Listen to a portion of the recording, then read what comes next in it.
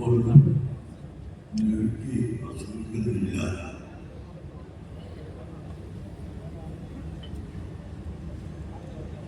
യഥാർത്ഥത്തിൽ ഇന്ന് ലോകമെന്നും സമ്മതിക്കുന്ന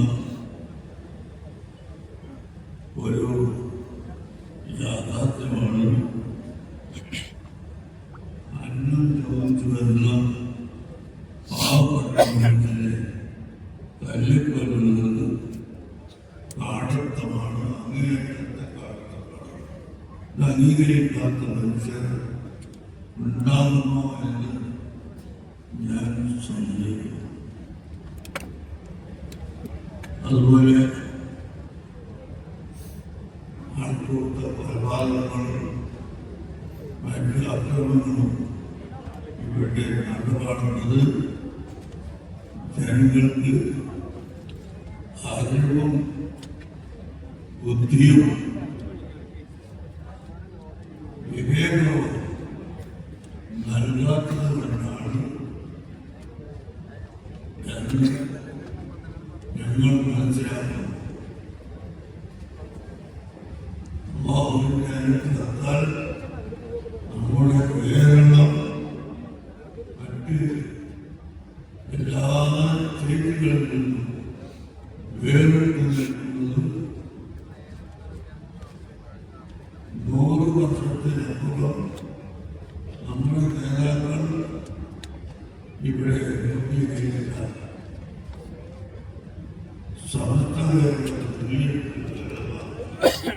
അതിൻ്റെ പ്രവർത്തനം കൊണ്ടാണ് എന്ന് ഞങ്ങൾ കരുതുന്നു. സംസ്കാരങ്ങളുടെ യുവാക്കളെ സംഘടിപ്പിച്ചു യുവജനചട്ടം ഉണ്ടാക്കി. അതുപോലെ വിദ്യാർത്ഥികളെ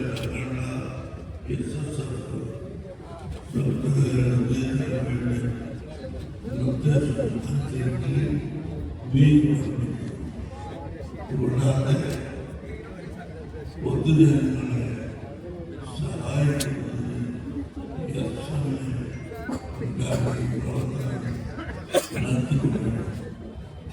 കേരളത്തിൽ മാത്രമല്ല ഇന്ത്യ രാജ്യത്ത് മുഴുവൻ വിദ്യാഭ്യാസ സ്ഥാപനങ്ങൾ നിർമ്മിക്കുകയും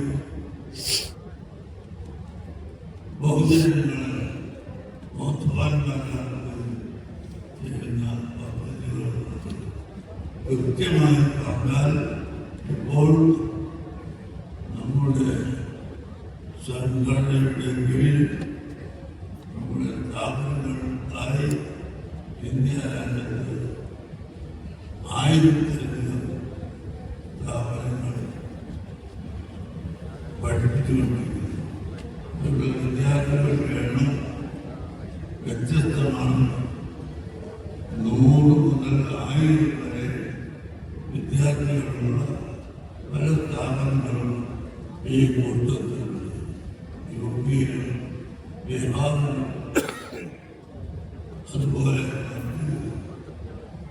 നമ്മുടെ വിദ്യാലയത്തിന്റെ ഭാഗമായ സ്റ്റേറ്റുകളിലും ഇന്ന് നമ്മുടെ പ്രവർത്തനം വിശാലമാക്കിക്കൊണ്ടിരിക്കുകയാണ്. ഇതെല്ലാം സമസ്തകളുള്ള നൂറുകൾക്കപ്പുറം ഇവിടെ കാണിക്കുന്ന ദൃശ്യങ്ങൾ മാത്രമാണ് എന്ന് ഞങ്ങൾ മനസ്സിലാക്കിയതിന്റെ ആ സമസ്തയുടെ ലക്ഷ്യവും മഹത്വവും ബഹുജനങ്ങൾക്ക് മനസ്സിലാക്കിക്കൊടുത്ത് ആരെയും വർഗീയതയിലേക്ക് പോകാൻ അനുവദിക്കരുത് എന്ന ശക്തമായ ബോധം ഞങ്ങൾക്കുള്ളതുകൊണ്ടാണ് ഇങ്ങനെ ഒരു യാത്ര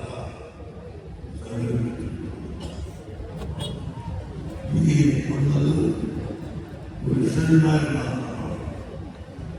ഈ ആളുകളോട് പറയാനുള്ളത് നിങ്ങൾക്ക് ഇവിടെ നിന്നുള്ള എല്ലാ വിവരങ്ങളും നിങ്ങൾ വീട്ടിൽ അറിയുകയും പഠിപ്പിക്കുകയും വേണം. അവർക്ക് ഈ മത്സരത്തിന്റെ മഹത്വം മനസ്സിലാക്കണം. മനുഷ്യർ രണ്ട് വിഭാഗമായി